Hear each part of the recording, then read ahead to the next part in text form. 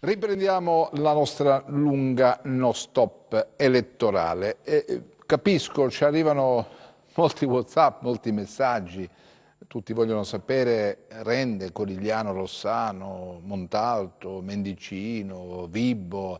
Bisogna avere un po' di pazienza perché in alcuni seggi gli scrutini non sono ancora iniziati, in alcuni invece sì, in altri no. A San Luca, per esempio, ancora si aspetta perché non c'è traccia dei presidenti di seggio, almeno dovrebbero arrivare da un momento all'altro, quindi aprire i pacchi contenenti le schede votate e poi si passa allo scrutinio. Chi ci sta seguendo da ieri sera sa che noi abbiamo attivato una serie di collegamenti in diretta, mettendo in campo uno sforzo non da poco, con i nostri splendidi tecnici guidati dal nostro Luca Chito che si cura tutta la parte che riguarda la regia, quello cioè che voi vedete attraverso i vostri teleschermi, Carmela Formoso che ha, come dire, si è dannata l'anima per cercare di mettere insieme le cose, i nostri giornalisti, i nostri inviati, avete visto Isabella Roccamo prima fare il telegiornale, c'è Francesco Staticò che ci sta aggiornando dal touchscreen con tutte le informazioni, insomma una squadra di persone, Massimiliano Rocchetti, una squadra di persone che si sta attivando, abbiamo i nostri operatori esterni, abbiamo Mario Scarpelli, poi abbiamo Gianluca che si trova a Corigliano Rossano, avete visto nel corso della lunga prima parte che è iniziata ieri sera intorno alle 23:30, nel corso della quale vi abbiamo aggiornato dei dati relativi alle europee e già il quadro intorno all'1 più o meno era bello e delineato. Abbiamo avuto degli ospiti in studio, tanti ospiti, tanti collegamenti, tanta gente che ha attraversato questa diretta e ha reso possibile e ha arricchito questa diretta. C'è Attilio Malena che sta seguendo i social, Enzo Leonetti, Michele Cava, Massimo Fino, Piero Arena che ha curato tutta la parte grafica che avete visto, c'è Giuseppe Greco a Corigliano, Rossano, c'è Mario Scarpelli con Rosalba Baldino, c'è Anna Franchino che da Montalto adesso sta per trasferirsi a Mendicino, quindi ci racconterà cosa avviene a Mendicino, c'è anche qui grande attesa. Signori miei, le amministrative sono un momento importante e lo avete sentito anche l'intervista dei candidati a sindaco che abbiamo intervistato poco prima dell'apertura dei seggi e poco prima della messa in onda del nostro giornale. Francesco, mi fai vedere un attimo la geografia in Calabria del voto, così introduco il mio ospite, che ringrazio, è sempre gentile e cortese, con me è sempre presente Fausto Orsomarso, che ringrazio. Possiamo vederlo un attimo questi dati? Così. Anzi, i nomi, mi devi dare cortesemente, Francesco, i nomi degli eletti. Se abbiamo i nomi degli eletti così andiamo direttamente, perché i cittadini questo vogliono sapere. Li stavamo vedendo poco fa, naturalmente, quindi li ripetiamo. Allora, naturalmente questi sono ufficiosi perché riguardano i dati al momento disponibile, poi ci saranno alcune contestazioni, come siamo abituati in questi casi. Quindi per il Movimento 5 Stelle ci sono 6 eletti che sono la capolista Chiara Gemma, Laura Ferrara, Pier Nicola Pedicini, Rosa D'Amato, Isabella Dinolfi e Mario Furore. I 5 invece gli eletti della Lega al momento: Matteo Salvini, Massimo Casanova, Andrea Caroppo, Lucia Vuolo e Valentino Grant. Nelle PD si calcano 3 seggi al momento: Franco Roberti il capolista, Giosi Ferrandino e Andrea Cozzolino. La quarta è la Picerno, che quindi potrebbe entrerà sicuramente una volta che la Gran Bretagna rinuncerà ai suoi 3 seggi, non appena si formalizzerà la Brexit naturalmente. Per Forza Italia 2 eletti sono Berlusconi e Aldo Patriciello, ma Berlusconi potrebbe rinunciare, quindi entrerebbe Fulvio Martuscello, e lo stesso dicasi per Fratelli d'Italia: un solo seggio, 1 per ogni circoscrizione in Italia, quindi sono 5 in totali, 1 per il centro-sud, per il sud, Giorgia Meloni, che però potrebbe fare posto a Raffaele Fitto.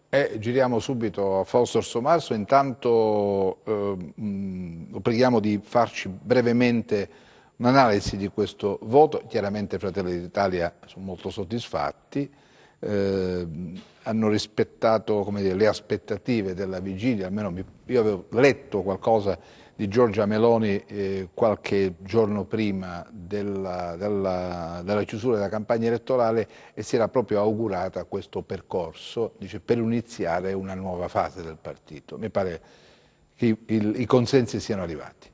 Sì, è andata molto bene. E come analisi del voto rispetto anche ai parlamentari eletti, la vera grande novità è che noi non eravamo in Parlamento europeo. Fratelli d'Italia ha una crescita costante, prudente, cioè misurata, ed è grazie, diciamo, anche a Giorgia Meloni questa apertura manifestata, e nella media nazionale del 6,5, se non vado errato, la Calabria in tutta Italia fa la differenza con una media del 10,26,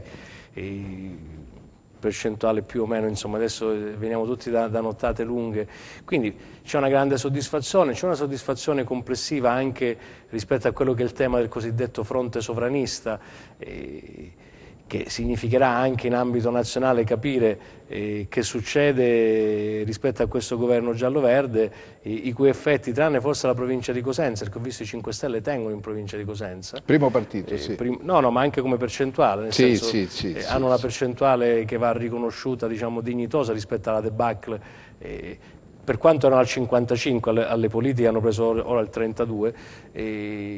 Ovviamente noi commentiamo il nostro risultato. Una nuova pattuglia di parlamentari europei, per la Calabria ci sarà sicuramente Raffaele Fitto, perché in questa circoscrizione Giorgia Meloni, insomma, non va a fare la parlamentare europea. Non ci sono dubbi. Io non so sul dato, perché potrebbe anche scattare in Calabria il secondo. Io questo stavo dicendo, ma questo bisogna vederlo poi quando ci sarà il dato complessivo. Le chiedo scusa un attimo perché vediamo subito cosa succede in un seggio, siamo a Rende, Rosalba Baldino, mi date per cortesia in bassa frequenza, facciamo tutto in diretta perché questa è una trasmissione che come dire, nasce così, man mano procede con anche le sbavature, le difficoltà, alcune volte in Italia c'è la maratona Mentana, in Calabria c'è la maratona Sabato. Addirittura, sì, va bene, sono altre storie completamente diverse. Riusciamo ad averla per cortesia, Rosalba Baldino? Ci vuole molto, se ci vuole molto io continuo con Fausto Orsomarso, dopo aver visto però, Francesco, la cartina della Calabria, dove ci sono alcuni dati, giusto una ripassatina dei dati in attesa del nostro collegamento. Ecco, questa è una ripassatina dei voti, così Orsomarso, che è stato tutta la notte a seguire, a segnare, a guardare, si può avere un'idea di quello che abbiamo. Riusciamo ad averla, Francesco? Ci stai provando? Benissimo, l'importante è provarci, eccolo qua, l'abbiamo. Allora, sì, riepiloghiamo tutto, riepiloghiamo. Per le europee in Calabria, quindi il Movimento 5 Stelle è il primo partito in Calabria, dato complessivo calabrese 26,69 il dato ufficiale, sono i dati del Viminale, la Lega Salvini Premier 22,61, il Partito Democratico 18,25, Forza Italia 13,32, Fratelli d'Italia 10,26. Naturalmente poi ci sono le altre formazioni minori, cosiddetti minori. Esatto. Minori. Andiamo, ho visto in bassa frequenza il collegamento da Rende. Appena è pronto entra, cioè guadagna la scena, come si dice in gergo. Orsomarso, c'è adesso, è possibile immaginare questo scenario europeo, come dire, proiettato sulle prossime competizioni elettorali regionali o no? L'effetto di un voto politico come le europee va interpretato anche in ambito nazionale. Io ho sentito come tutti quanti voi stanotte Salvini che difendeva, non so quanto in verità ha convinto di continuare con questo governo. Questo è un governo che ovviamente a queste latitudini dal nostro punto di vista non produce politiche utili, d'altronde anche abbiamo visto il dato, i risultati dei 5 Stelle passano dal 55 al 26, nonostante insomma sia un partito di governo, definiamolo così, populista, va interpretato. È normale che in Calabria questo risultato, diciamo, nell'alleanza storica di centrodestra, tant'è che la Meloni è stata una delle poche, ha ricevuto attacchi da parte di tutti, insomma anche da Forza Italia nell'ultima fase c'è stato un po' di nervosismo, non va disperso, il centrodestra ha vinto in Abruzzo con i partiti classici della coalizione, ha vinto in tutte le altre regioni, c'è un centro-nord completato con il Piemonte che è tutto di centrodestra e penso che anche in Calabria questa opportunità rispetto ai protagonismi o agli egoismi dei partiti non possa essere sprecata, ragion per cui dobbiamo scegliere per la Calabria il candidato migliore, ciascuno porterà le proprie idee, i propri programmi, insomma ci vuole una scelta convincente. D'altronde queste elezioni, al di là di chi raccoglie le preferenze, danno il senso, più volte l'ha sottolineato il direttore nel libro, io ancora non l'ho letto, di la verità, l'ho preso ma non l'ho letto, che testimonia come la politica sia cambiata. L'ascoltavo questa notte, ieri notte anche con l'attenta analisi di Raffaele Rio. È ovvio che una volta la gente veniva adunata nelle piazze, nelle sezioni, è cambiato tutto. È un altro mondo. C'è poi anche una suggestione, diciamo, del messaggio subliminale via eteri, quindi le cosiddette bolle, bisogna capire quanto durano. Io sono contento del risultato del nostro partito che ha appunto questo lavoro misurato di Giorgia Meloni, che ovviamente deve parlare un linguaggio originale per prendere i voti, se no insomma non si capisce perché la gente deve votare Lega, Forza Italia o Fratelli d'Italia. Grazie. Rosalba Baldino nella segreteria del candidato a sindaco di Rende, Sergio Tursiprato. A te Rosalba.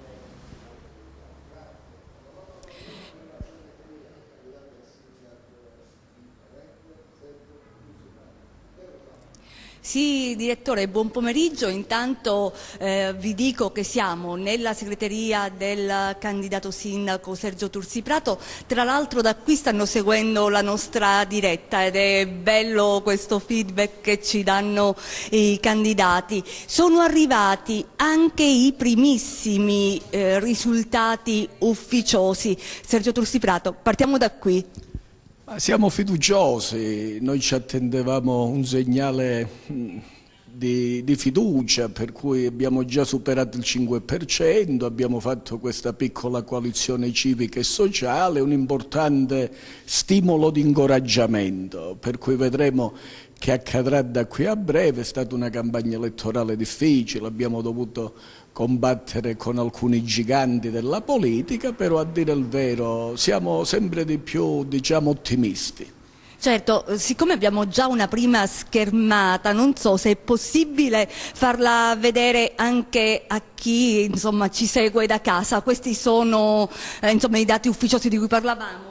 Ecco, siamo al 5,09, quindi dovremmo raggiungere la fatidica soglia che ci consentirebbe almeno di entrare in Consiglio Comunale. Un traguardo importante, eravamo partiti in modo diverso, a dire il vero, febbraio del 2017, strada facendo abbiamo perso qualche pezzo nelle dinamiche della politica. Queste cose ci stanno, con 2 liste penso che non potevamo fare di più.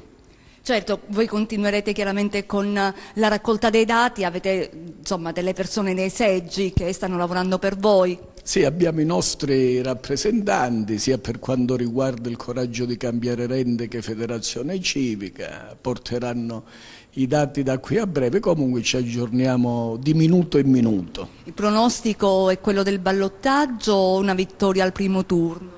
Al primo turno non può vincere nessuno, se la matematica non è un'opinione il ballottaggio è sicuro e dai primi numeri ci potrebbero essere in effetti delle sorprese.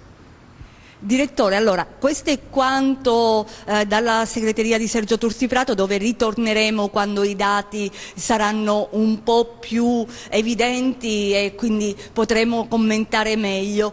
Vi diciamo anche che siamo passati dalla segreteria dei 5 Stelle che però era chiusa, quindi adesso torniamo in questo nostro viaggio per comprendere effettivamente se loro abbiano deciso comunque di aprire solo durante le operazioni di spoglio per incontrare chiaramente anche gli altri candidati a sindaco. Se non hai domande da studio io ti restituisco la linea. No, voglio chiedere solo a Sergio Tursiprato se ha vissuto questi 2 giorni d'attesa con ansia oppure con grande tranquillità, perché è importante anche questo. E poi un ultimo passaggio che fa riferimento al tipo di campagna elettorale, se si è svolta in un clima come dire, cordiale, di assoluto rispetto dei vari competitor, oppure no? È chiaro, caro Attilio, che l'amore per questa città mi ha portato ad avere passione e tensione nello stesso tempo, che lo chiamo un felice connubio per quanto mi riguarda. Poi i dati ormai che stanno affluendo, secondo me, fanno presagire, come dicevo qualche minuto fa, delle sorprese, anche perché, a dire il vero, hai fatto bene tu ad evidenziarlo, è stata una campagna elettorale fondamentalmente corretta, di rispetto tra noi candidati. Mi dicono che poi nelle ultime ore si sono verificati alcuni episodi spiacevoli, ma a noi non interessa. Noi abbiamo inteso mantenere un profilo alto, parlando di temi e di contenuti, rispettando l'avversario. Nella diversità di pensieri è giusto che ognuno fa il suo cammino. Il nostro, ti preannuncio, che proseguirà anche per le elezioni regionali. Siamo scesi in campo anche per questo. E questa è una notizia. Per quanto riguarda la tranquillità, direttore, ti volevo solo aggiungere che siccome noi stamattina poi abbiamo contattato Sergio Tursi-Prato per capire quando potevamo incontrarlo e lui era a scuola come ogni giorno. È chiaro, io faccio il mio dovere, prima il dovere e dopo il piacere. Il piacere per me è una politica, una funzione sociale a tempo determinato, quindi con spirito di servizio tento di dare un contributo per la comunità in cui vivo. Un attimo che c'è Fausto Orsomarso e vuole fare forse una domanda a Sergio Tursi-Prato. Proprio i complimenti, Sì, siamo perché qui. in una elezione 9 candidati a sindaco, grande dispersione, il 5,9, quasi il 6%, merito al professore Tursi-Prato, alla sua tenacia, alle sue liste. Come lui ben sa, insomma, io non sostenevo la sua candidatura a sindaco, però non posso fare i complimenti, nel senso che è rispetto, diciamo, alle altre forze che avevano anche un sostegno, se vogliamo, dei partiti per quanto c'erano liste civiche, un risultato originale importante, tutto suo merito, quindi complimenti. Bene, bene. Ringrazio Fausto, anche perché davvero siamo stati soli, altri hanno avuto sostegni da parte di esponenti della politica nazionale e regionale. Noi abbiamo fatto una scelta ben precisa di mantenere in vita questa cellula della società civile che vuole dare un contributo alla politica. Noi non siamo contro i partiti, siamo per un momento dialogico forte, ma con la massima rappresentatività ed il rispetto tra le parti. Così ci accingiamo anche a dare un nostro contributo per le prossime elezioni regionali in Calabria. Bene, grazie a Sergio Tursi-Prato, ci avremo modo poi di sentirci durante la lunga non stop. Rosalba, prosegui il tuo viaggio insieme al nostro Mario Scarpelli. Noi tra un attimo ci collegheremo anche con Vibo Valencia. Intanto c'è Francesco, c'è un dato, ce lo vuoi dare questo dato? Sì, perché come vi stavamo dicendo fino a qualche minuto fa, non erano ancora arrivati i presidenti di seggio a San Luca nell'Aspromonte, quindi non era cominciato lo spoglio a San Luca, e invece sono adesso arrivati i presidenti di seggio, è cominciato lo spoglio, ci fanno sapere le agenzie, ci dicono peraltro che dalle prime schede scrutinate, i seggi sono 2, quindi si fa presto a San Luca a sapere qual è il sindaco, perché sono 2 candidati su 2 seggi, però le prime schede scrutinate, non mi veniva proprio, ci sarebbe un netto vantaggio del candidato Bartolo sul massimediologo Klaus Davi, che pure ha avuto il grande merito di scatenare l'attenzione anche di tutta l'Italia sul comune di San Luca. Quindi staremo a vedere, seguiamo anche lo spoglio, quindi Bartolo sarebbe in vantaggio su Klaus Davi. Intanto saluto Deli Fabiano, che è il segretario regionale dei Popolari per l'Italia. Beh, insomma, voglio dire, all'esordio ci vuole un bel coraggio, presentarsi da soli, sfidare tutti in una fase così come dire, fibrillante della vita politica nazionale. Però le grandi cose si costruiscono, come dire, mattone sopra mattone, con la tenacia, con la volontà, con l'idea di, come dire, bella, lineare, limpida che chi gestisce un partito deve avere in testa.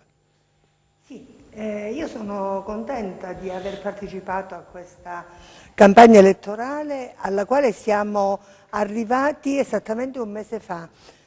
quando abbiamo capito che potevamo avere le liste senza la raccolta di firme. Noi siamo nati come partito qua, sapete bene, da pochissimi mesi, abbiamo tanta gente intorno e l'abbiamo dimostrato, perché nonostante il poco tempo a disposizione, un mese di campagna elettorale, il nostro leader è stato qui per soli 2 giorni, quindi siamo riusciti, ciò nonostante, ad essere presenti in grande parte del territorio, anzi addirittura nella zona dove abbiamo più lavorato in questo periodo, parlo del Tirreno, abbiamo avuto dei risultati sorprendenti.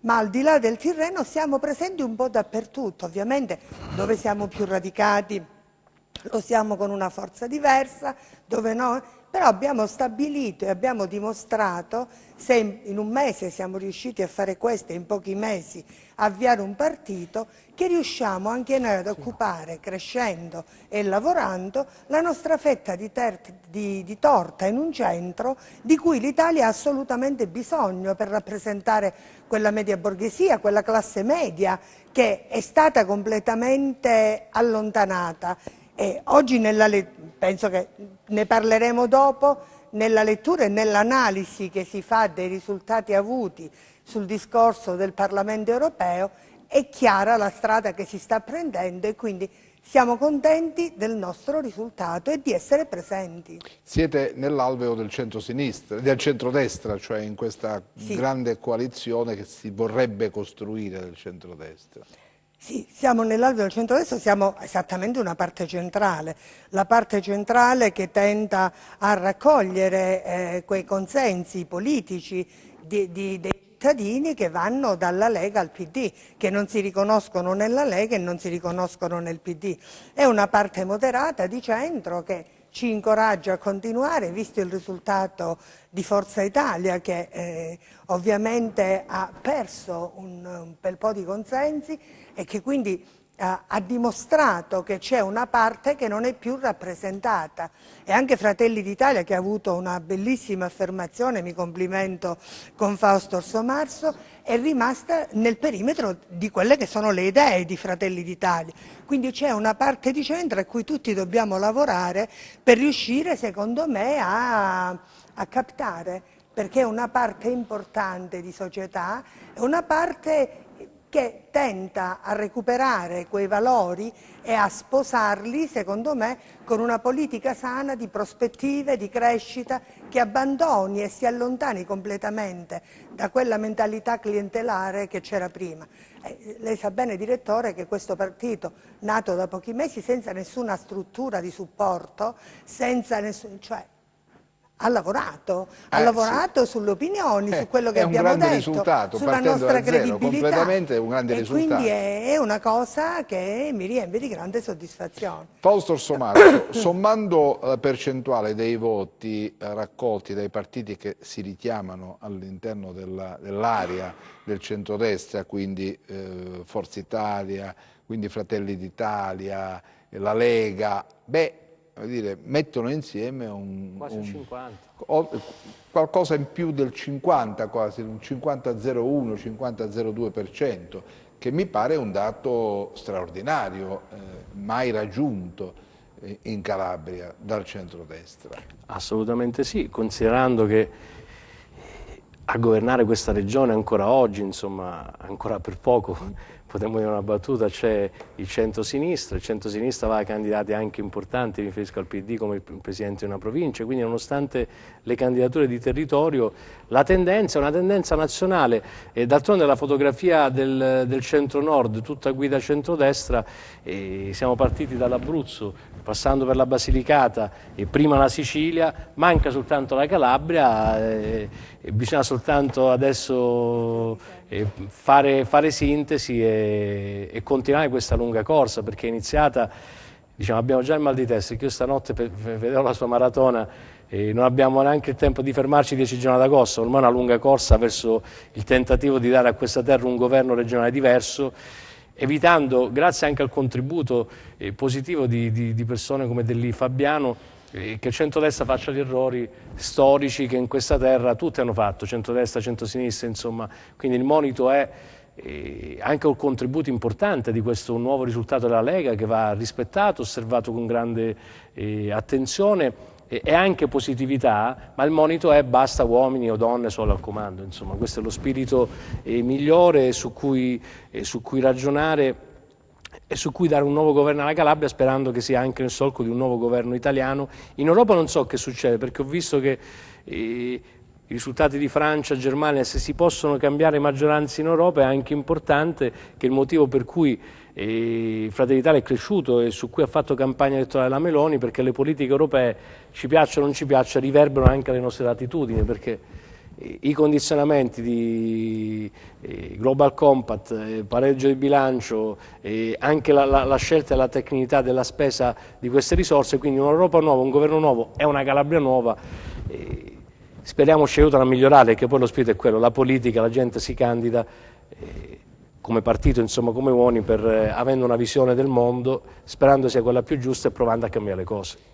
Francesco, c'è una dichiarazione, mi dicevi tu, della coordinatrice regionale di Forza Italia? Stavo leggendo dall'agenzia adesso, c'è una dichiarazione appena arrivata da Iole Santelli, che insieme peraltro al coordinatore della Toscana, di Forza Italia Toscana, Mugnai, chiedono assieme il congresso appunto dei forzisti. Tra l'altro Iole Santelli ha detto: Silvio Berlusconi torna in un'assemblea parlamentare, sarà un deputato europeo tra i più ascoltati, il suo contributo per mantenere il punto è stato importante e determinante ed rimane l'unico insostituibile in Forza Italia. Queste le parole di Iole Santelli. Beh, è chiaro che Forza Italia, rimasta sotto la soglia del 10%, questo dato dalla Stura, all'interno del partito ad una bella lotta intestina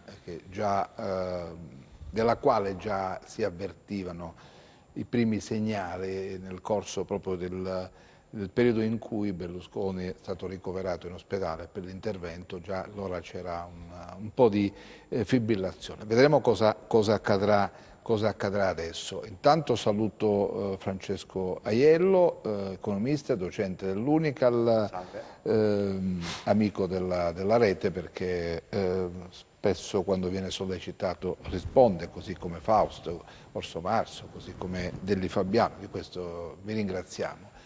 Mi pare, Aiello, volendo fare un esame di quello che è stata questa campagna elettorale, che il voto europeo sia rimasto, come dire, prigioniero dei fatti italiani, cioè nelle piazze, negli studi televisivi, negli incontri con gli elettori, no?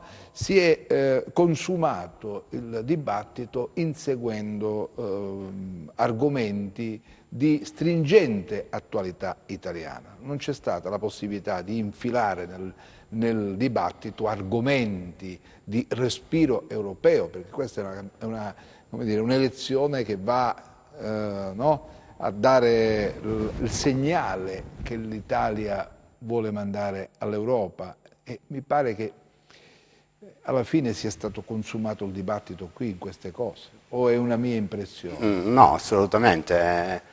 Credo che tu colga bene, come dire, la sintesi di quello che è successo negli ultimi 2 mesi, in particolare nelle ultime settimane. Il dibattito in campagna elettorale è sbilanciato fondamentalmente su una sorta di referendum sul governo, in particolare poi sulle principali 2 forze del governo. Marginalmente si è parlato di temi europei. Per esempio non si è parlato assolutamente in Italia, nel Mezzogiorno in particolare, su quelli che dovrebbero essere per esempio i nuovi scenari della programmazione 21-27. Siamo in ritardo perché gli altri paesi, la Germania, la Francia, la Spagna, la Polonia, stanno già programmando su cosa fare in quel ciclo di programmazione. Ma che cosa è passato di questo 21-27 ai cittadini? Che cosa hanno percepito, hanno recepito, come l'hanno metabolizzato, come l'hanno elaborato questo passaggio che è determinante, che è molto delicato? Beh, c'è molta disinformazione. Questa disinformazione, a mio parere, è trainata moltissimo dalle distorsioni che si sono avute sui temi del dibattito in campagna elettorale. Noi, per esempio, su opencalabria.com abbiamo tentato con un paio di articoli di indirizzare il dibattito su quelli che sono i grandi temi per i prossimi anni in Europa, però obiettivamente la disinformazione è veramente molto elevata. Se io dicessi che noi siamo in netto ritardo per il ciclo di programmazione 21-27, noi come Calabria, ma anche come Mezzogiorno, perché quel tipo di programmazione comunitaria è sbilanciata su, come dire, la radicalizzazione di quello che noi intendiamo di economia verde.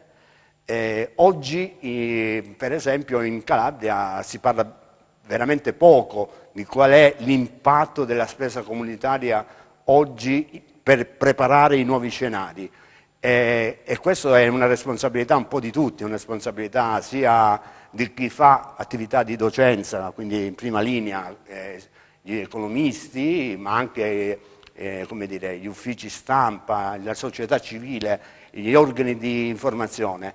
C'è poca attenzione su quello che noi dovremmo chiedere all'Europa, e credo che sia il deficit maggiore che abbiamo avvertito in questa campagna elettorale. Ma noi siamo troppo impegnati a guardare le cose italiane, siamo sì, interessati, siamo agganciati, siamo agganciati, fagocitati siamo dalle certamente tensioni che ma anche i temi italiani... Anche la lettura che sto sentendo in queste ore sul dato calabrese sembra che sia una sorta di referendum pro o contro l'attuale giunta Oliverio, il che snatura proprio il valore del voto europeo, che è tutt'altro, insomma, ecco. Siete d'accordo con quanto dice? No, assolutamente non è così, nel senso che poi è ovvio che si porta anche le domande dei cronisti, giustamente dice fatte le europee, parliamo di regione, è ovvio che Oliverio è un fallimento a prescindere dalle politiche europee, per chi sa di gestione dell'agenda di governo. Sull'Europa è ovvio che è difficile andare in profondità, concordo con il professor Aiello, perché anche questo dibattito diventa noioso se tu spieghi la tecnicità della spesa, garanzia giovani, che è uno strumento proprio che nasce male, è pensato male e non funziona. La difficoltà tra l'altro della spesa dei fondi europei, perché molti non sanno che il grosso dei fondi lo devono spendere i comuni, e in quei comuni non ci sono molto spesso tante figure capaci di programmare e progettare, e poi le inchieste della Corte dei Conti, le procure della Repubblica che riguardano. Quindi il dato d'Europa si è parlato, è ovvio, per semplificarlo in uno slogan, in questa bolla d'approfondimento, perché la gente approfondisce molto di più oggi sui social che non attraverso questa trasmissione, dove magari è sempre bello confrontarsi con il professore, con Deli Fabiano, che pure molto spesso abbiamo parlato d'Europa. Oggi, in una sintesi, questa Europa non ci piace, vaffanculo, che è l'espressione, perdonatemi l'utilizzo, dei populisti, che ha più click, no? Perché ovvio una cosa non ti piace, vuoi cambiarla perché non funziona, la profondità del pensiero per cui non funziona e come cambiarla e perché cambiarla rispetto al tema italiano, dove aggiungi poi anche il tema calabrese che ha una sua specificità, diventa davvero, insomma, un'enormità di questi tempi dove l'approfondimento va a pelle. È anche vero che la fiducia che possa essere nella Meloni, in Di Maio, in Salvini si semplifica anche nello slogan, quando uno dice Merkel hai fatto gli interessi soltanto della Germania. Dietro questo ragionamento c'è tutta una dinamica di valutazioni, di misure che servono all'Italia. La programmazione, ad esempio, noi dovremmo stare qui a commentare quello che è mancato 2017 e 2023. L'altra ancora, io penso, per questa regione, per la Calabria, sia positiva, perché prevede ad esempio sul turismo, cosa che è mancata negli altri anni, il 65% di risorse, che se avessimo potuto deciderlo, influenzarlo già dalla prima Europa, oggi questa terra forse avrebbe visto altro. Invece hai sempre speso fondi con un indirizzo di Bruxelles, spezzettando, diciamo, le risorse. Noi, io continuo a dirlo, abbiamo un'unica grande prospettiva insieme all'agricoltura, che è quella del turismo, ancora oggi inesplorato, a dire il vero. Vabbè, devo far intervenire Deli Fabiano un attimo solo, perché andiamo a Corigliano Rossano. Dove siamo? Siamo a Mirto, a Corigliano Rossano. Gianluca. Allora, direttore, noi siamo a Mirto Crosia, siamo con il candidato a sindaco, il sindaco uscente Antonio Russo, siamo in piazza di fronte alla sua segreteria e ci sono centinaia di persone. Sentite il grande entusiasmo perché arrivano dati, abbiamo tanti dati sulle 2000 circa sezioni scrutinate e il sindaco uscente Russo ha un largo vantaggio sul candidato De Vico, che abbiamo invitato anche in piazza, ma per il momento non ha accettato il nostro invito. Intanto sentiamo subito Russo, che è visibilmente emozionato, stanco un po' per la tensione di queste ultime settimane, ma soddisfatto per i risultati che arrivano, perché c'è per ogni sezione, ci diceva, un doppio risultato di vantaggio per lui. Sì, salve, intanto, buon pomeriggio a tutti i telespettatori. Sì, siamo in attesa di arrivare alla fine dello scrutinio. Fino ad oggi siamo in 5 punti più avanti. Speriamo che il vantaggio mantenga in questo modo. Abbiamo lavorato bene per 5 anni, abbiamo chiesto agli elettori una conferma per la continuità amministrativa. Ci aspettiamo un risultato soddisfacente per il lavoro che abbiamo fatto. Ecco, chiediamo a lei qual è stato il fulcro della sua attività nel precedente mandato e, se dovesse essere confermato questo dato, cosa bisogna migliorare a Mirto Crosia? Sì, abbiamo fatto tanto perché nel 2014 all'insediamento avevamo trovato una situazione catastrofica dal punto di vista ambientale, abbiamo raggiunto importanti traguardi sulla raccolta differenziata, importanti opere pubbliche completate, altre le abbiamo iniziate e stiamo completando quasi a fine mandato. Nella nuova programmazione abbiamo importanti opere che riguardano la parte marina, il nuovo lungomare e altre opere importanti che riguardano il centro storico, oltre a diverse aree e quartieri degradati che andremo a recuperare nel prossimo futuro. Questa sarà la nostra azione amministrativa, essere più vicini ai più bisognosi, ai deboli, ai minori e quindi rendere i servizi che sono già soddisfacenti ancora migliori rispetto a quelli che abbiamo dato. L'amministrazione comunale deve essere vicino ai cittadini, così come il sindaco, gli amministratori, i consiglieri, gli assessori. Questo è stato il nostro trend in questi 5 anni e i risultati che ancora parziali ci stanno dando un po' questa conferma. Speriamo alla fine di questa consultazione di uscire con un risultato molto forte per proseguire su questa azione di rinnovamento amministrativo e della nostra città. Direttore, ci sono domande da studio, intanto chiedo che campagna elettorale è stata e poi che bello questo entusiasmo della gente, sono più attenti loro allo schermo con i dati parziali che lei. Sì, è stata un po' all'insegna di una campagna non molto improntata su punti programmatici, almeno rivolte nei miei confronti della mia amministrazione. Noi invece abbiamo preferito più un confronto su quello che abbiamo fatto e quello che vogliamo fare. Dall'altra parte questo non c'è stato e questo ci ha un po' rammaricato alla fine. Comunque tutto sommato possiamo dire che è stata una campagna elettorale diciamo tranquilla e che comunque ci aspettiamo questo risultato di cui parliamo. Bene, Direttore, per il momento, se non ci sono domande da studio, è tutto, ma intanto abbiamo il nostro Giuseppe Greco che più in là vi farà sentire anche la voce della gente comune qui in piazza. Abbiamo riconosciuto anche Fabio Pugliese, l'associazione Basta Vittime sulla 106, molto impegnato sul territorio per l'attenzione, che fa parte anche del programma di tutti i candidati a sindaci di questa zona. Bene, grazie Gianluca, ma mi pare che il risultato sia bello e già in tasca, perché vedo la gente in piazza, insomma. Ormai è chiuso.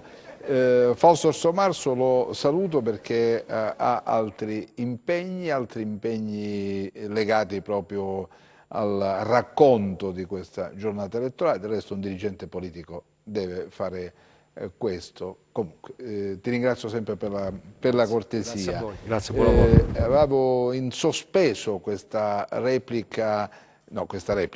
contributo di Deli Fabiano proprio in merito a quanto detto da Orsomarso prima. Sì, non è, diciamo, è un discorso generale.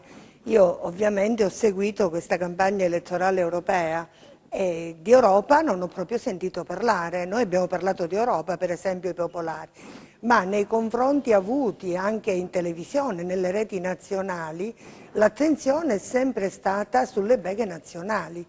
Questo mi fa capire che non c'è proprio il sentore nella cultura di capire l'importanza che il Parlamento europeo e che un risultato europeo può avere per cambiare il destino e la natura del discorso italiano e quindi specialmente per noi calabresi, del discorso calabrese. Noi parliamo di Horizon 17, parliamo di tutto, ma la cosa che io mi chiedo prima, Se non riusciamo bene a capire fra l'affollarsi e l'elitersi dei cambiamenti a cui stiamo assistendo, cosa vuol dire l'Europa oggi, cosa deve darci, perché non è compiuta, quali sono i problemi, i grandi limiti che la comunità europea, che l'Europa tutta porta riguardo ai problemi lavorativi del meridione. Come possiamo pensare di intercettare seriamente? Per esempio gli Horizon, i fondi diretti, di cui molta parte dei comuni italiani, dei cittadini neanche conosce l'esistenza, interessata com'è solo ai fondi strutturali e pensando che tutte le dinamiche europee si limitano a quelle, come può in qualche modo cercare di capire come captarle? Mi spiego meglio. Se non decidiamo quali sono i punti limiti italiani e facciamo una programmazione europea larga nel discorso europeo tutto, che dimentica i limiti e le arretratezze e i modelli che stiamo inseguendo e che non raggiungiamo, come possiamo farcela? Per questo la candidatura al Parlamento europeo, il Parlamento europeo rimane a mio parere un importantissimo momento politico che i calabresi non hanno realizzato, perché mi accorgo che tutti i candidati calabresi, perlomeno la maggior parte con le dovute eccezioni, ma anche i candidati nazionali, di tutto hanno parlato tranne che di dinamiche europee. Questo io lo trovo molto grave, anche in termini di dialettica e di modelli di sviluppo e quindi di capacità di attrarre e di utilizzare la sintassi europea, e cioè tutti i finanziamenti, siano questi diretti che indiretti. Ma nella fase, diciamo, di transizione, quando ancora la proposta politica nazionale non ha trovato una sua fisionomia chiara, l'orizzonte non è limpido, e forse ci si rifugia nei temi e negli argomenti che sono più, come dire, quelli che parlano bene li chiamano di prossimità, no? Per cui hai la disoccupazione che cresce in Calabria, l'attenzione lì, e la povertà che si tocca con mano in questa regione, l'attenzione lì. Allora scarichi una serie di, come dire, la tua attenzione è concentrata su questi temi, su questi argomenti. Non c'è forse al momento la lucidità necessaria che ognuno di noi deve avere per guardare una dimensione più ampia, quindi l'Europa. L'Europa da qui la vediamo lontana. C'è da dire, un dato che non può sfuggire, che la terza regione d'Italia dove il dato dell'affluenza è basso. Quindi significa che noi da qua giù l'Europa la vediamo lontanissima. Le uniche cose che passano come messaggio all'Europa è quella legata ai fondi comunitari. Ma anche, se posso intervenire su questa tua riflessione, c'è in generale nella nostra regione una lontananza della, come dire, delle opportunità che l'Europa offre. Nell'immaginario collettivo è percepita come, come dire, come un ente, un'istituzione che introduce vincoli, che restringe la capacità di spesa.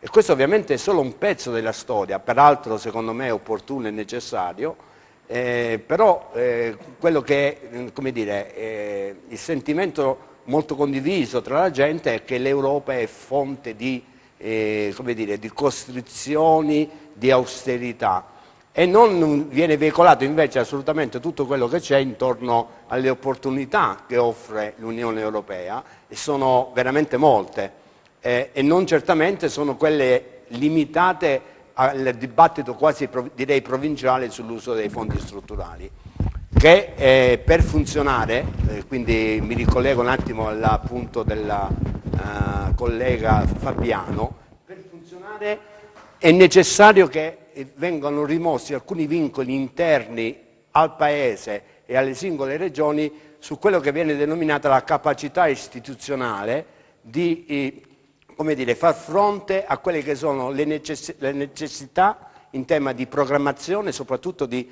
attuazione delle politiche strutturali. C'è un dato molto importante che non c'entra nulla rispetto a quello che stiamo commentando oggi.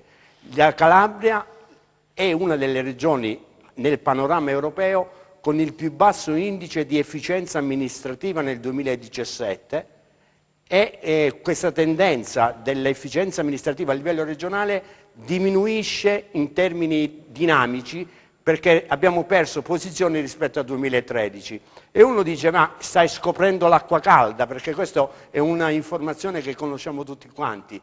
No, c'è un punto aggiuntivo che è importante per alimentare un po' il problema e il dibattito, cioè quello che è vero che la Calabria ha dei deficit strutturali nell'organizzazione dell'amministrazione pubblica, però non è un problema specifico della Calabria, è un problema del Paese, perché tutte le regioni italiane rispetto alla media europea hanno indici di qualità delle istituzioni al di sotto della media europea, tranne le 2 regioni a statuto speciale, Valle d'Aosta e Trentino Alto Adige. Quindi i temi su cui noi dovremmo intervenire forse sono molto più interni rispetto a come li immaginiamo noi e non derivano dai vincoli esterni. I vincoli esterni a volte sono delle opportunità se vengono, come dire, gestiti in maniera opportuna. Fermiamoci qui perché sì, torniamo tra un attimo perché devo sentire adesso, sentiamo la gente perché abbiamo fatto vedere prima le immagini, abbiamo ascoltato la voce del sindaco, del candidato a sindaco di... Dove ci siamo collegati? No, di Crosia.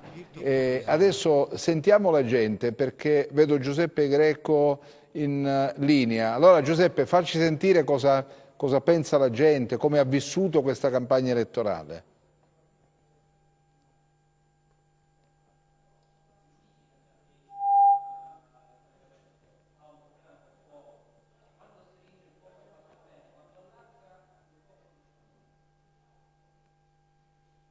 Che cosa mi avete mandato in onda? Non ho capito nulla. Per cortesia, vogliamo ripristinarlo un attimo il collegamento? Perché ho sentito Giuseppe che evidentemente si rivolgeva all'operatore e quindi è andato tutto in diretta, ma capita anche questo, fa parte del live di questa lunga non stop. Possiamo recuperare il collegamento per favore, un po' più velocini, un po' più frizzanti, mi date un po' di audio? Vediamo?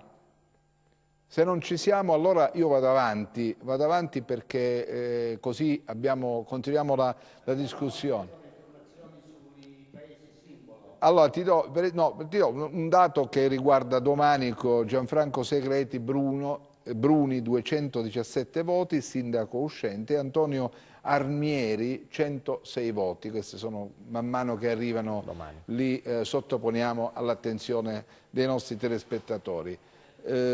Allora, Deli Fabiano, poi faccio intervenire invece... No, io volevo dire, concordo assolutamente con il discorso del collega, che condivido e che tutti noi calabresi condividiamo dal punto di vista tecnico, però c'è un dato politico che vorrei evidenziare. Noi abbiamo una questione meridionale mai risolta, che ha cambiato contorni e dimensioni, ma che ci portiamo dietro.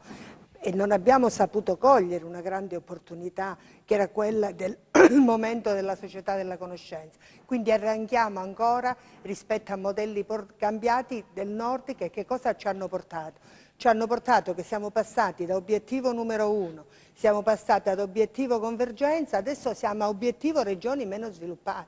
Quindi è vero che tutta Italia è in queste condizioni, ho le percentuali raccolte un mese fa, ma è vero che la Calabria sta peggio degli altri per una questione di disoccupazione che ha delle percentuali veramente che sono di un'incisività spaventose e che non riescono a rientrare e che quando sento dire ma c'è un attimo di... non è così, perché quando vai a controllare i dati sui portali seri capisci che la situazione non è assolutamente sotto controllo, ma che al contrario noi continuiamo a guardare ad una risoluzione per la disoccupazione clientelare locale senza cercare di capire come intercettare i finanziamenti europei per creare le nuove figure lavorative, i posti di lavoro, e perché non tutti devono essere laureati, ce ne rendiamo conto all'università benissimo, che c'è gente che non ne vuole sapere, che vuole fare altre cose, che sarebbe bravissimo nel fare altre cose, ma che è costretto a venire a posteggiarsi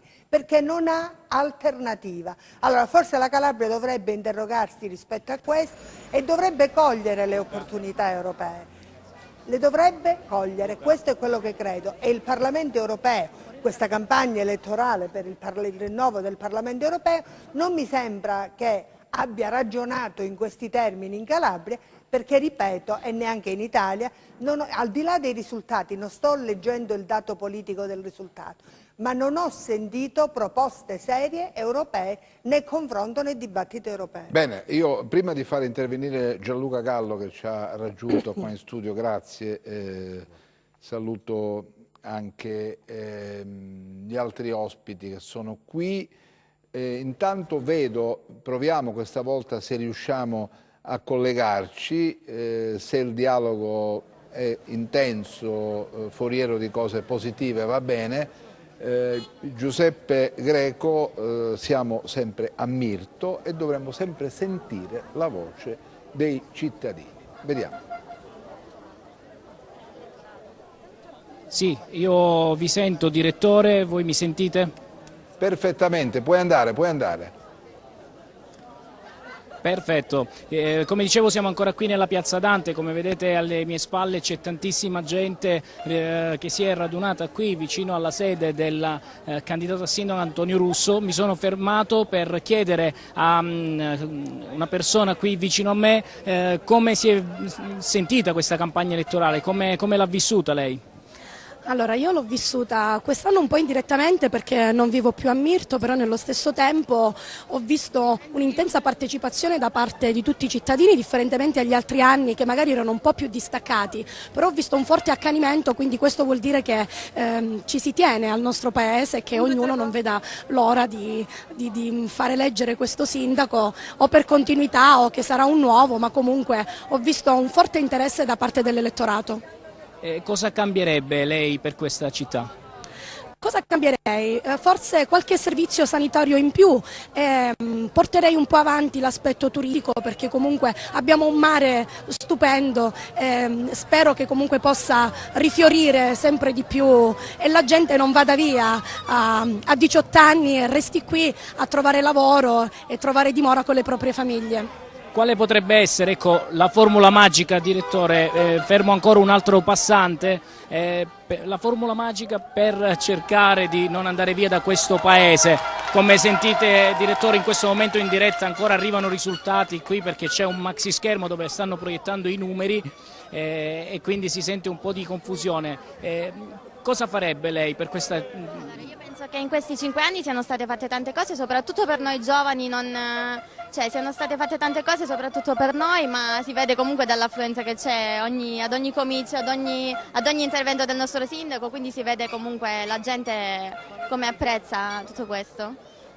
Direttore, da qui per il momento è tutto perché sento abbastanza confusione dietro di me e magari proviamo a ricollegarci più tardi. Bene, bene, vorrei però cortesemente, Giuseppe, se mi date qualche dato, scusate, riferimento a Rossano Corigliano. Intanto la nostra Anna Franchino è a Mendicino, vediamo qual è il clima che si respira e quali sono i primi dati. Anna. Sì, direttore, sì, siamo proprio qui davanti alla sede del municipio di Mendicino.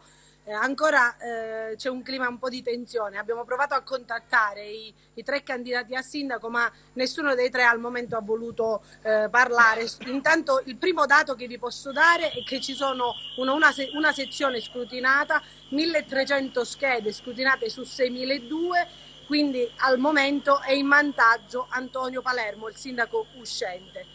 Da Mendicino non ho altre notizie al momento da darvi, andremo avanti, vedremo se riusciremo a farvi sentire la voce proprio dei 3 candidati a sindaco. Bene, grazie Anna, andiamo veloci con i collegamenti, cortesemente lo chiedo a Luca di accelerare, dobbiamo dare a questo punto un po' di dati, vedo anche Vibbo, pronto il collegamento con Vibbo, l'abbiamo ripristinato finalmente. Buon anno, ti avevamo completamente perso, eravamo tutti preoccupati, abbiamo allertato le forze dell'ordine per una caccia all'uomo, chissà a te Maurizio. Eccoci qua, allora siamo qui con Pasquale Lagamba, componente dell'Assemblea Nazionale di Fratelli d'Italia, per commentare, partendo ovviamente dal voto delle europee per arrivare a quello comunale. Il centrodestra ha dimostrato di tenere in maniera significativa in questo territorio. Io direi che più che tenere possiamo ritenerci più che soddisfatti, perché il risultato sia del partito di Fratelli d'Italia è al di sopra di quello che è la media nazionale. Grazie a importanti candidature calabresi abbiamo superato di gran lunga pertanto quelle che erano le aspettative e pertanto abbiamo raggiunto obiettivi inimmaginabili. Su queste voglio certamente, è stata tra tutte la più rappresentativa quella del candidato Denis Nesci, ma a questo vanno aggiunti anche candidature di rilievo del Calabrese Aversa, anche della stessa Rescigno e dello stesso Fitto, che hanno fortemente contribuito in Calabria, grazie alla guida del nostro segretario nazionale Meloni, a ottenere un ottimo risultato. E Vibo è al di sopra di questo ottimo risultato, tiene alta la media e quindi possiamo ritenerci più che soddisfatti. Spostandoci su Vibo, il centrodestra ha un'incognita, perché c'è un dato importante: a livello europeo la Lega, il simbolo della Lega, ha superato il 20%, ma poi a livello comunale il simbolo della Lega non c'è. Può condizionare il risultato? Guardi, io certamente l'assenza della Lega in ambito comunale è importante e non è da poco, ma c'è anche da dire che non credo che la Lega possa ritrovarsi con i candidati del centrosinistra e del PD, quindi mi do per scontato che l'elettorato tradizionale, se così si può definire, della Lega, certamente se ieri ha votato, ha certamente scelto a larga maggioranza la candidata del centrodestra, l'avvocato Limart. Rimane però quella sorta di laboratorio politico che ha visto i sovranisti insieme al PD. Guardi, io credo che i sovranisti con il PD sia un'esperienza superata. Vibo spesso si conferma come laboratorio di che nessuna immagine di prove. In questo Vibo si è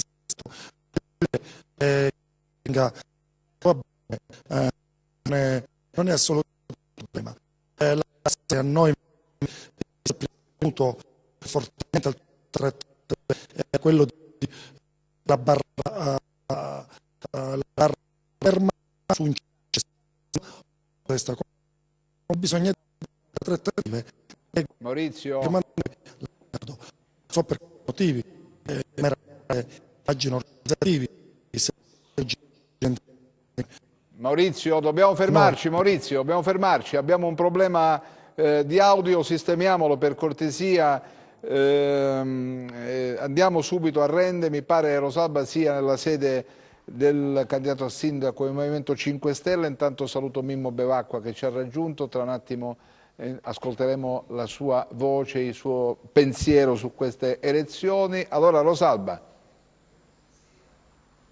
Sì, direttore, siamo nella segreteria del Movimento 5 Stelle, con noi Domenico Miceli che è il candidato a sindaco. Dobbiamo dire che loro hanno cambiato sede e noi ci ostinavamo ad andare nella sede vecchia, per cui trovavamo questa benedetta serranda abbassata, poi ci siamo sentiti, ecco, questo è il bello della diretta, perché ci siamo persi un po' nelle sale di Rende a cercare una sede che invece in realtà non esisteva più.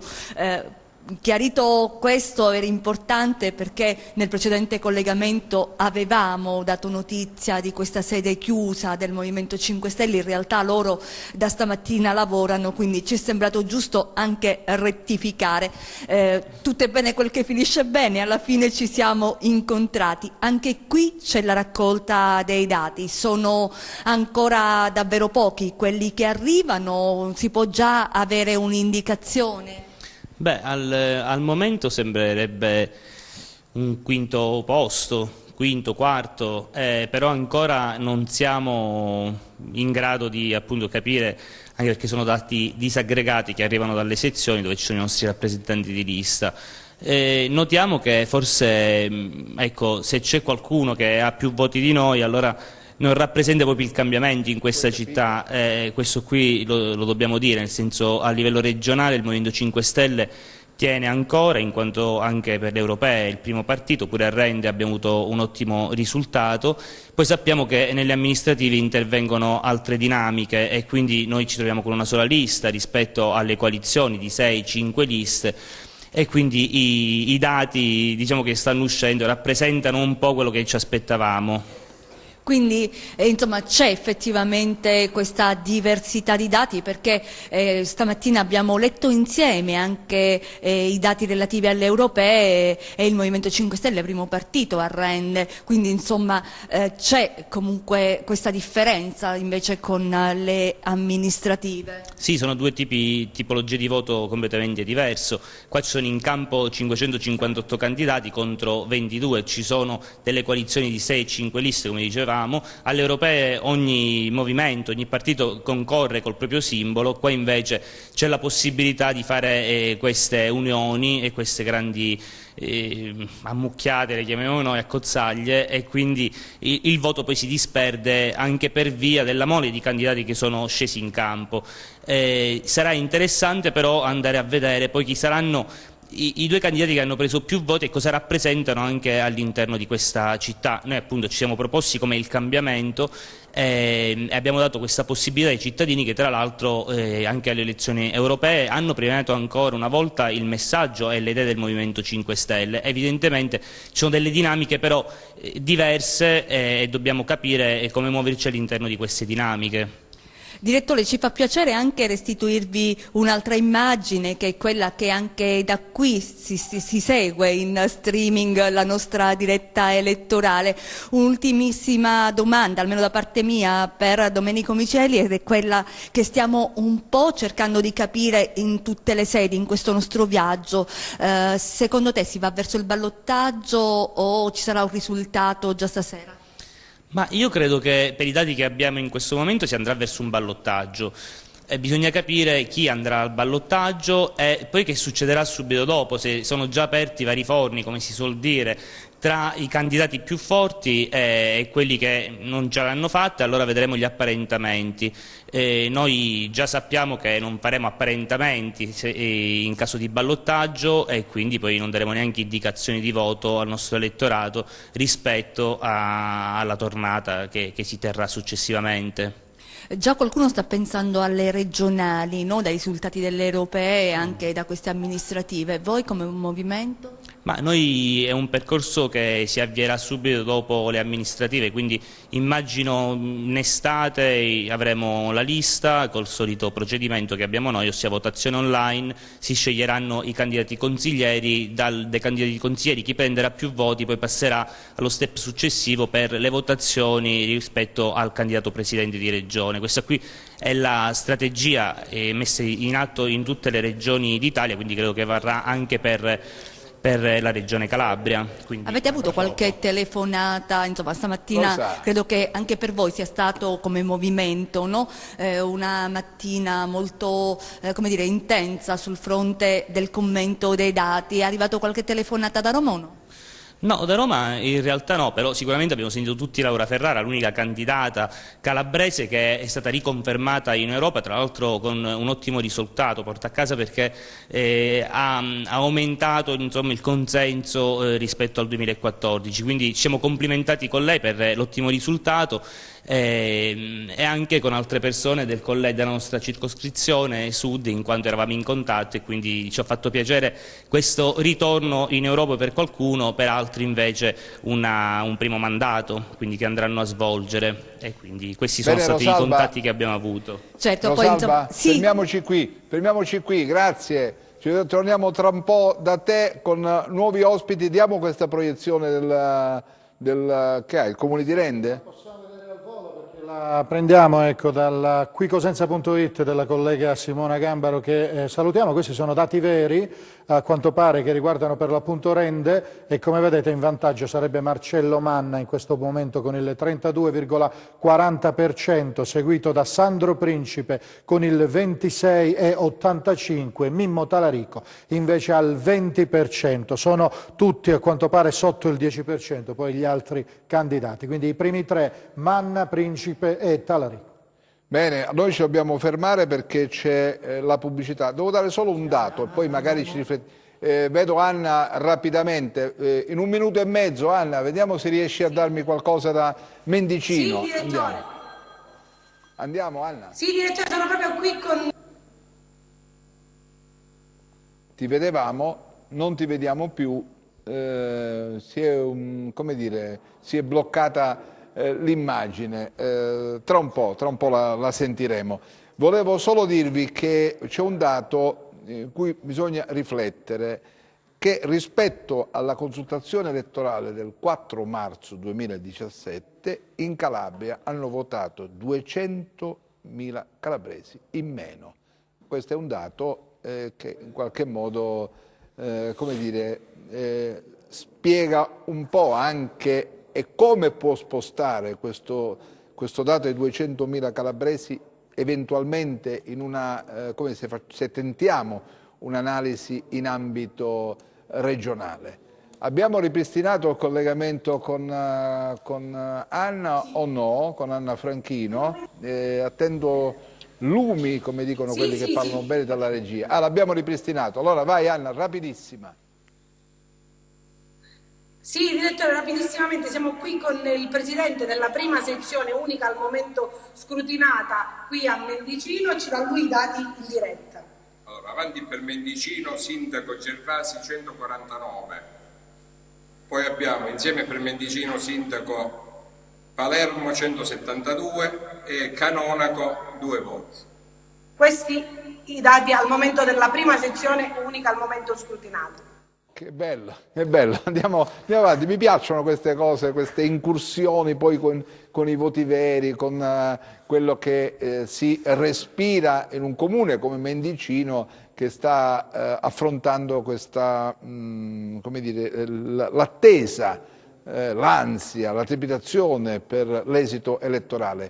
Francesco Aiello, 1 minuto, nemmeno, 10 secondi. Il numero che hai dato all'affluenza alle urne per i calabresi, che è inferiore rispetto a quello del 2018, però bisogna fare un'altra valutazione su quanto sia abbastanza diffusa la disaffezione ai temi europei in Calabria, perché il dato che abbiamo noi è un dato che è anche trainato dal fatto che in molti comuni ci sono le amministrative e quindi sarebbe stato molto interessante capire che cosa sarebbe successo in sede di votazione al Parlamento europeo in assenza di questo effetto traino che proviene dal rinnovo di molte amministrazioni. Come sappiamo, la partecipazione alle amministrazioni comunali è molto più vissuta da parte di tutti e questo ovviamente traina anche i voti per l'Europa. Bene, allora io chiedo a Francesco Aiello e a Delli Fabiano un attimo di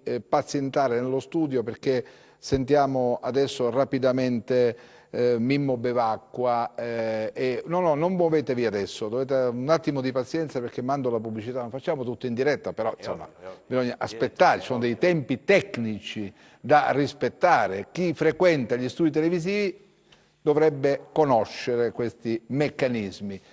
Ci fermiamo, naturalmente sdrammatizziamo perché non potete immaginare quanti messaggi sono arrivati, quanti WhatsApp sono arrivati, anche di telespettatori, cittadini che stanno seguendo magari dal vivo lo spoglio nei seggi e ci inondano di dati con nomi di candidati, insomma diventa impossibile seguire tutto.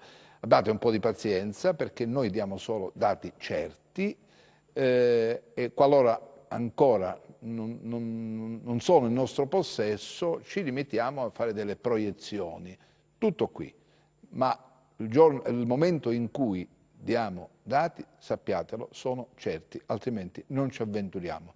perché conosciamo la tensione che si respira tra i candidati in questa fase. Chi è in gioco, insomma, guarda, vuole vedere, vuole capire l'andamento, il voto, cerca di farsi delle proiezioni, dice qui in quella zona mi aspettavo qualche voto in più, in quell'altra sezione in meno, insomma, allora vanno rispettate, le persone vanno rispettate, perché chi ci mette la faccia è giusto, come dire, si goda questo momento, ma nello stesso tempo nella correttezza, perché è d'uopo che sia così. Ci vediamo tra poco alla pubblicità.